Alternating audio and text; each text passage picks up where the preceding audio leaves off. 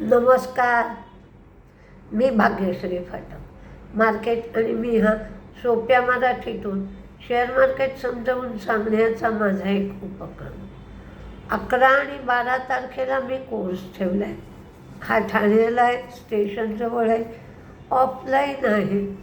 Fundamental technical दोन्हीही शिकवलं जाईल. शनिवारी 6 तास आणि रविवारी 6 तास असा हा कोर्स असेल.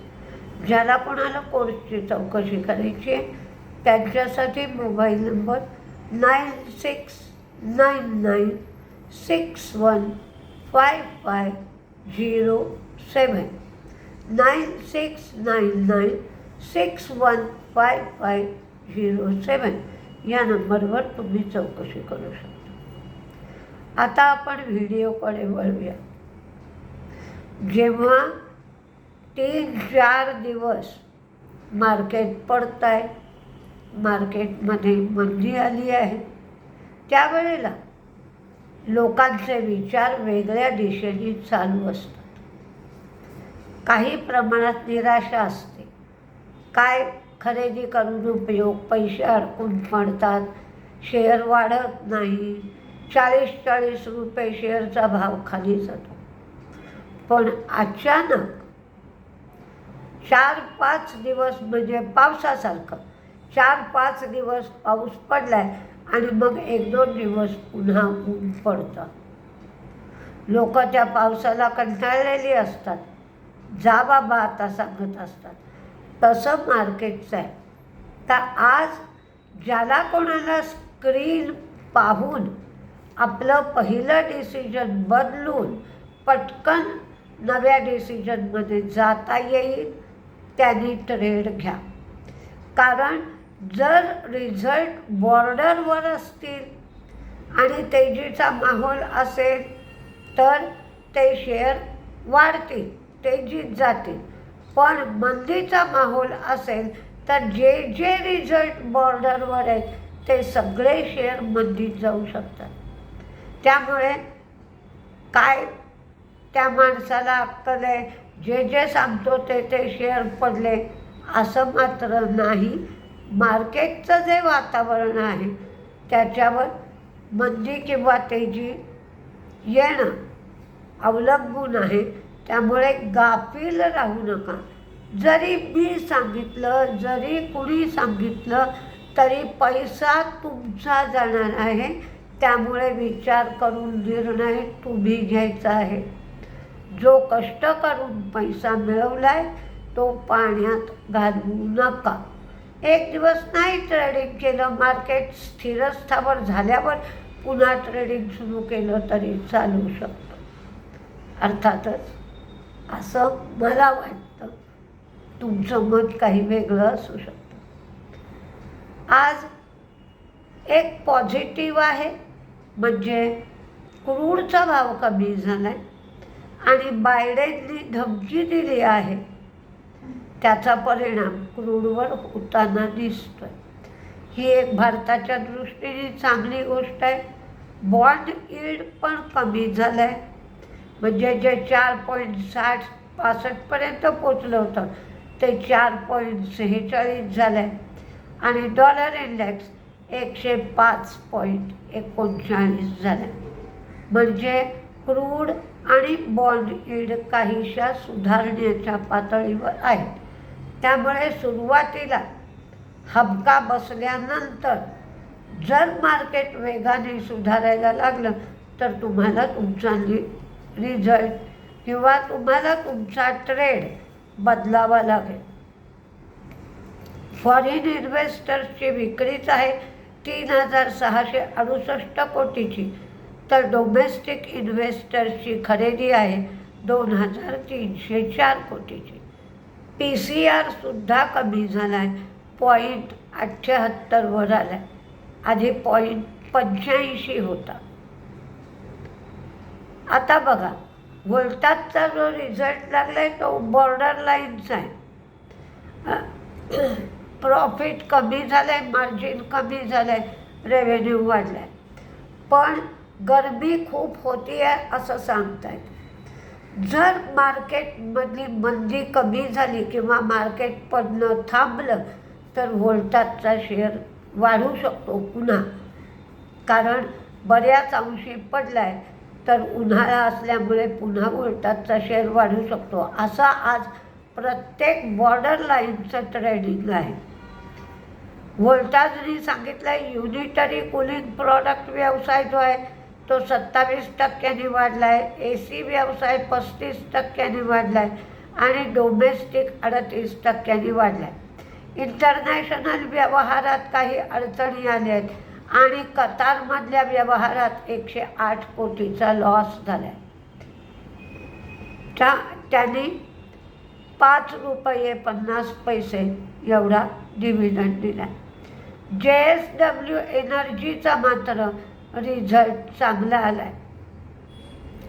त्यांचं कर्ज 26,636 कोटी एवढं राहिलं आहे, ते 10,000 कोटी रुपये उभे करणार आहेत.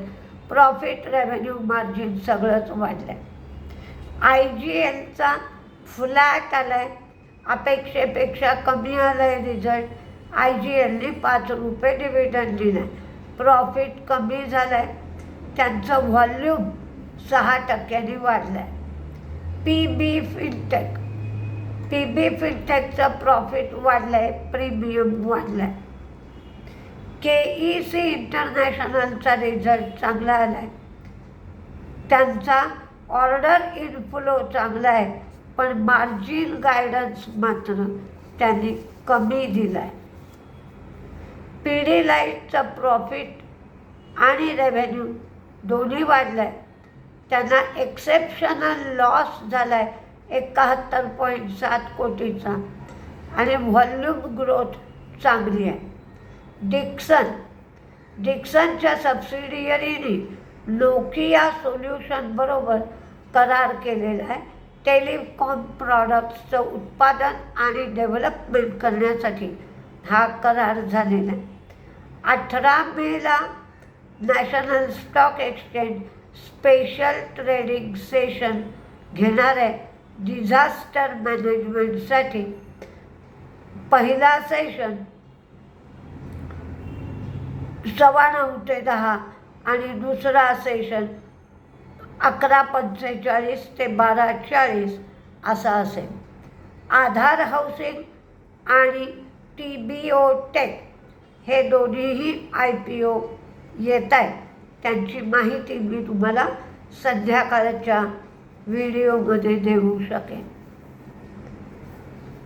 काल अचानक FMCGचे सगळे शेअर वाढले. कुणाला कळत नव्हतं, नाहीतर HUL वगैरे शेअर हल्ली वाढत नाही. तर वाढण्याचं कारण होतं की एक रिपोर्ट आला, त्याच्यावरनं डेटा ॲनालिसिस जो केला गेला तर त्याच्यामध्ये असं दिसलं की 5 क्वार्टर नंतर प्रथमच ग्रामीण भागातली मागणी वाढली आणि ही ग्रामीण भागातली मागणी वाढल्यामुळे FMCGचे शेअर तेजीत गेले. तर कदाचित आजही FMCGमध्ये तेजी राहील असा एक अंदाज आहे. तेजीत कोणते शेअर राहतील, मंदीत कोणते शेअर राहण्याची शक्यता आहे याची लिस्ट मी दिली आहे. पण मार्केटमध्ये जसा बदल होईल, स्क्रीनमध्ये जसा बदल होईल, त्याप्रमाणे तुम्हाला बदल करणं गरजेचं आहे. IRB इन्फ्रा आधी तेजी राहण्याची शक्यता कशात आहे ते देते. IRB Infra, JSW Energy, KEC International, Navin Fluorine, Infosys, Century Textile result सुंदर आहे काल. क्रेडिट ॲक्सेस ग्रामीण, जिंदाल सॉ पाईप कंपन्यांमध्ये तेजी दिसते. Sula, KEC International, Latent View, Ashok Leyland, Sonata Software, PB Fintech, PCBL म्हणजे Phillips Carbon Black, Tata Consumer, Nestle, Capital Small Finance Bank, HPCL, BPCL, UPL, Dabur, Suraj Estate यांचा रिझल्ट चांगला आला आहे. Peninsula Land, Car Trade, Bajaj Consumer, LTI Mindtree, Go Fashion, Jupiter Wagon यांचा result चांगला आला. Westlife, Chambal Fertiliser आणि PB Fintech. तर मंदीमध्ये डॉक्टर रेड्डीजचा रिझल्ट कमजोर आला आहे, अपेक्षेपेक्षा कमी आला आहे. मॅक्स फायनान्स, युनायटेड ब्रुव्हरीज, कारण हेनिकेनच्या रिझल्टमुळे अपेक्षा खूप वाढल्या होत्या, तर युनायटेड ब्रुव्हरीजचा रिझल्ट अपेक्षा पूर्ण करू शकला नाही. व्होल्टासच्या बाबतीत मात्र दोन्हीही बाजूनी बदल होऊ शकतो. व्होल्टास अधिक मंदीत राहील आणि जर मार्केटमध्ये सुधारणा दिसली तर पुन्हा तेजीत जाऊ शकते. IGL, SRF आणि पिढीलाइट. पण आज ट्रिकी मार्केट म्हणतो तसं आज ट्रिकी मार्केट राहील. त्यानुसार आपल्याला ट्रेड करावा लागेल, इलाजच नाही. तर आपल्याला मार्केटप्रमाणे बदल करावा लागेल. बघूया काय काय होतं आहे. नमस्ते.